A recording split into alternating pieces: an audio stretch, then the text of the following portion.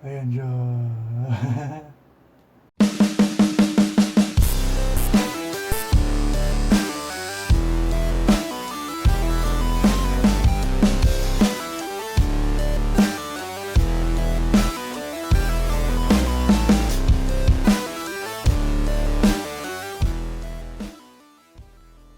Hello mga paps! Kamusta kayo dyan? I hope you are all doing well. And in today's video, tuturo ko sa inyo kung paano baklasin yung rear fairings ng Click 160 nyo. So kailangan nyo malaman to para ma-access yung engine, yung ECU, and depende sa laki ng mga kamay nyo, pero kailangan nyo rin gawin to para ma-access yung spark plug ng Click 160 nyo. Siguro may mga times na gusto nyo i-deep clean yung engine o kaya yung chassis sa part na ito, so kailangan nyo ring malaman to. So ang una natin gagawin ay tatanggalin yung plastic cover ng gas tank. Tatanggalin nyo lang yung dalawang plastic rivet, tapos matatanggal nyo na yung cover ng gas tank.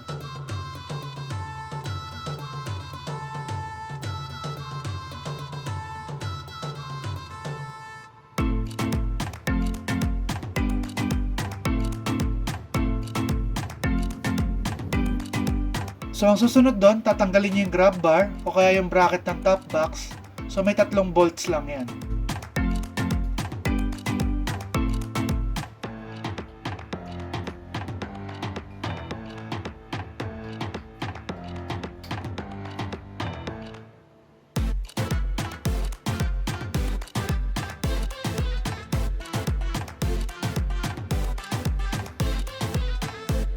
So after nyong matanggal yon, ma-access nyo na yung 4 na screws sa ilalim. So yung 2 screws na yon, doon sa center panel, yung glossy part ng fairings, and then yung 2 screw doon sa tail light. So tatanggalin nyo lang lahat ng screws na yon.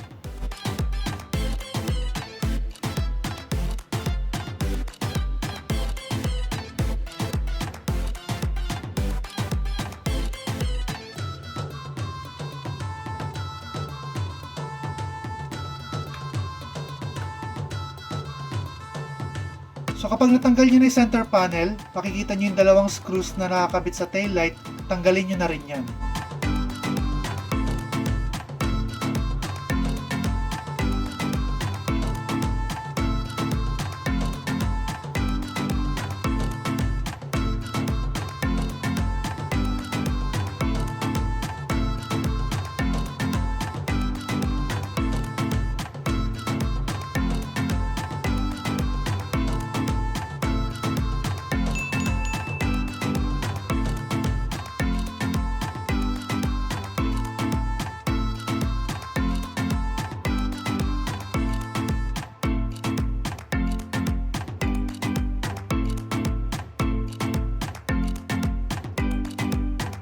Pagkatapos noon, punta naman tayo sa ilalim ng motor, doon sa fender. So meron 2 plastic rivet doon, malapit sa gilid, tatanggalin nyo lang yon, kabilaan yon.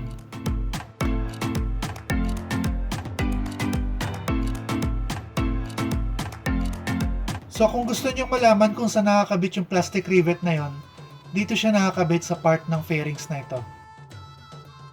And then sunod doon, meron tayong 2 screws malapit sa passenger foot peg. So kabilaan yon. Bali total of 4 screws, tatanggalin nyo lang yan.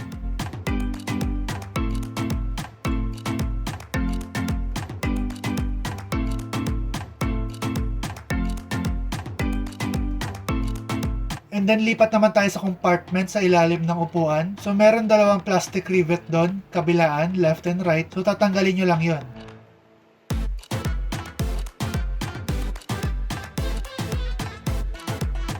Kung gusto nyo malaman kung saan nakakabit yun, dito yon. Sunod na tatanggalin nyo is doon sa malapit sa hook ng helmet. So meron 2 screws doon, tatanggalin nyo yun. So punta naman tayo sa footboard. So tanggalin nyo yung screws ng cover ng battery compartment para matanggal nyo yung cover na yon, tsaka yung cover doon sa upper part, yung nasa ilalim ng upuan. Kapag natanggal nyo na yung 2 cover na yon, may makikita kayong plastic rivet na nakatago sa loob. So left and right din yan.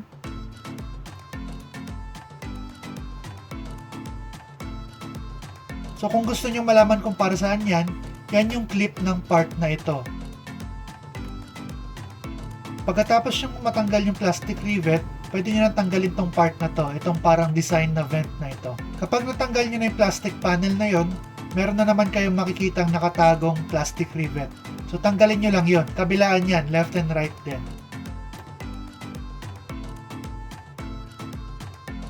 So after nyo matanggal lahat ng yon, pwede nyo na tanggalin yung side fairing sa likod. So mas maganda kung gagamit kayo ng tool. So gagamitin mo ito para ma-untab yung parang hook. Medyo mahirap kasi ito pag imamano-mano nyo. Once na natanggal nyo na yung tabs na yon, pwede nyo nang tanggalin yung fairing. Una, itulak nyo paharap and then pataas. So yung fairings kasi parang merong hook style na tab yan sa ilalim. Ganito yung itsura nun. So merong 3 bolts para matanggal yung compartment tsaka yung seat. So iisang assembly lang yan. So meron kayong 2 bolts sa taas, left and right, malapit sa gas tank. And then merong 1 bolt dun sa loob sa gitna. So tatanggalin nyo lang yon. Mas maganda kung gagamit kayo ng isang mahabang T-wrench para mapadali yung buhay nyo.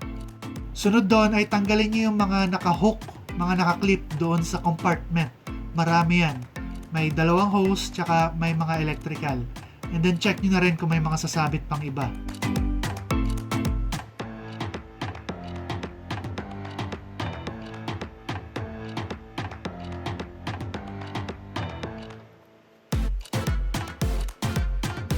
Once na nagawa nyo na yun, pwede nyo nang tanggalin yung compartment tsaka yung seat. Isang assembly lang yun, bubuhatin nyo lang lahat ng yun.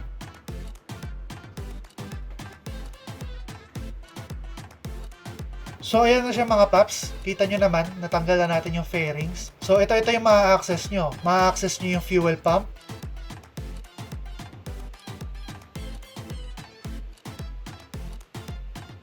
Ma-access nyo yung throttle body tsaka yung injector.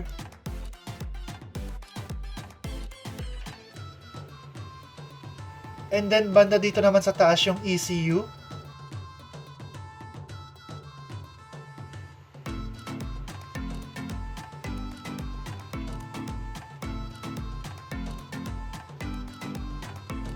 So ito naman yung head ng engine.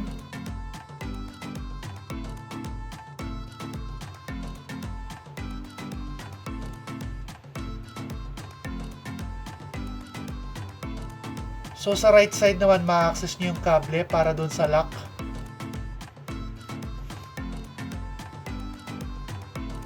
Ito yung drain hose ng coolant. And ito naman yung coolant reservoir. As you can see, lagi nasa upper yan. Tagal ko nang refill yan and nasa upper pa rin. So hindi siya nagbabawas.